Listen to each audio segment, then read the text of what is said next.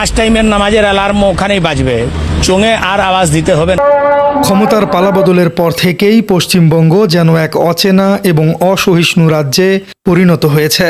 কিছুদিন আগেই দেখা গেছে কোরবানির পশুর উপর কিভাবে আইনি নিষেধাজ্ঞা চাপিয়ে দেয়া হয়েছিল, আর এবার আঘাত এসেছে সরাসরি নির্দিষ্ট একটি সম্প্রদায়ের পবিত্র আবেগের জায়গাতে। যেন মুসলমানরা মসজিদের মাইকে আজান দিতে না পারে। পশ্চিমবঙ্গে এবার মসজিদের মাইকে আজান দেওয়া সম্পূর্ণ নিষিদ্ধ করার সিদ্ধান্ত নিতে যাচ্ছে শুভেন্দু সরকার। শতাব্দীর পর শতাব্দী ধরে বাংলার আকাশে বাতাসে যে আজানের ধ্বনি প্রতিধ্বনিত হয়েছে, আজ তা স্তব্ধ করে দেওয়ার এক ভয়ঙ্কর নীল নকশা বাস্তবায়ন করা হচ্ছে।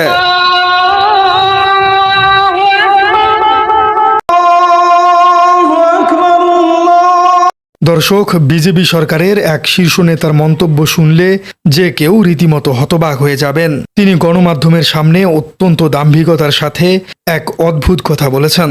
আমি মোবাইলে অ্যাপ বের করে দেব, 5 টাইমের নামাজের অ্যালার্ম ওখানেই বাজবে, চোঙে আর আওয়াজ দিতে হবে না। তার বক্তব্য অনুযায়ী এখন আধুনিক যুগ, এখন সবার হাতে হাতে স্মার্টফোন রয়েছে, তাই আজানের সময় হলে মানুষ মোবাইলে অ্যালার্ম বেজে উঠবে, কিন্তু মসজিদের মাইকে আর কোনোভাবেই আজান দেওয়া যাবে না। যে দেশে হয়েছিল সেই দেশের হিন্দুরা যদি এসে এখন বলে আমার দেশে হয়েছে, আমি মুসলিম দেখতে পাচ্ছি না, মুসলিমদের সহ্য না, সেটা গণতান্ত্রিক অধিকারের বাইরে এবং বসেই ওই নামাজটা পড়া হয় এবং তাতে আমাদের কোনো সমস্যা নেই। কিন্তু বিজেপির যেহেতু এটা ন্যারেটিভ, তাই ওরা দেখাচ্ছে এখানে হ্যাঁ এরকম যখন রাস্তায় বসে যেরকম নামাজ পড়া হচ্ছে, এরকম রাস্তা বন্ধ করে আমরা দুর্গাপুজোও করি, আমরা যখন ক্রিসমাস পালন করা হয় তখনও আমাদের এরকম একটা অংশ বন্ধ থাকে। তো সেখানে এগুলো আমরা এগুলো মানিয়ে নিয়ে থাকি। মুসলমানদের উপরে বিজেপির এত রাগ কেন? বিজেপি ভারতবর্ষে একবার শান্ত মাথায় চিন্তা করলে বিষয়টি পরিষ্কার হয়ে যাবে।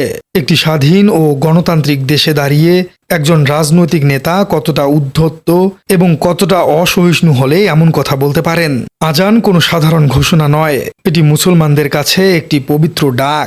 মোবাইল ফোনের যান্ত্রিক অ্যালার্ম আর মসজিদের পবিত্র আজানকে এক করে দেখার এই মানসিকতা অত্যন্ত জঘন্য হিসেবে আখ্যায়িত করেছেন ধর্মীয় বিশ্লেষকরা। এটি প্রমাণ করেছে তারা একটি ধর্মকে কতটা অবজ্ঞা এবং অবমাননা করছে।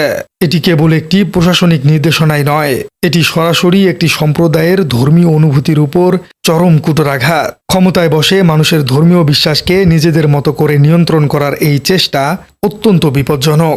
এই অহংকার এবং দাম্ভিকতা পুরো পশ্চিমবঙ্গের মুসলিম সমাজকে গভীরভাবে আহত করেছে। সবচেয়ে বড় এবং নগ্ন বৈষম্যের বিষয়টি লুকিয়ে আছে ঠিক এখানেই। বিজেপির নেতারা যখন আজানের মাইক নিয়ে শব্দ দূষণের কথা বলছেন, তখন তাদের দ্বিমুখী নীতির বিষয়টি স্পষ্ট হয়ে ওঠে। পশ্চিমবঙ্গের আনাচে কানাচে প্রতিদিন কোনো না কোনো পুজো বা ধর্মীয় অনুষ্ঠান লেগেই থাকে। দুর্গাপূজা, কালী পূজা কিংবা সরস্বতী পূজার সময় সারা রাত ধরে বিশাল বিশাল সাউন্ড সিস্টেমে গান বাজানো হয়। রাস্তার মোড়ে মোড়ে প্যান্ডেল করে উচ্চস্বরে ডিজে বক্স বাজানো হয়। তখন শব্দ দূষণের বিষয়টি প্রশাসনের নজরে আসে না, কিন্তু শুধুমাত্র দিনে 5 বার মাত্র 2 থেকে 3 মিনিটের একটি পবিত্র আজান তাদের কাছে শব্দ দূষণ মনে হয়। দর্শক, এই ঘটনার পর থেকেই পশ্চিমবঙ্গের মুসলিমরা অত্যন্ত জোরালোভাবে আওয়াজ তুলেছেন। তারা বলছেন, যদি মসজিদের মাইকে আজান না চলে তাহলে হিন্দুরাও পুজোর সময় মন্দিরে মাইক বাজাতে পারবে না। অর্থাৎ এখানে 2 ধর্মের মধ্যেই একটি বড় ধরনের অসহযোগিতা লক্ষ্য করা যাচ্ছে। একটু পেছনের দিকে ফিরে তাকালে পার্থক্যটা অনেকটাই স্পষ্ট হয়। যখন পশ্চিমবঙ্গের মমতা ব্যানার্জির সরকার ক্ষমতায় ছিল, তখন পরিস্থিতি কিন্তু সম্পূর্ণ ভিন্ন ছিল। তখন অন্তত ধর্মীয় স্বাধীনতার এমন নগ্ন হস্তক্ষেপ করা হতো না। হিন্দু মুসলিম উভয় সম্প্রদায়ই অত্যন্ত শান্তি এবং সম্প্রীতির সাথে বসবাস করত। মমতা ব্যানার্জির সময় মুসলিমরা তাদের ধর্মীয় আচার অত্যন্ত স্বাধীনভাবে পালন করতে পারতেন।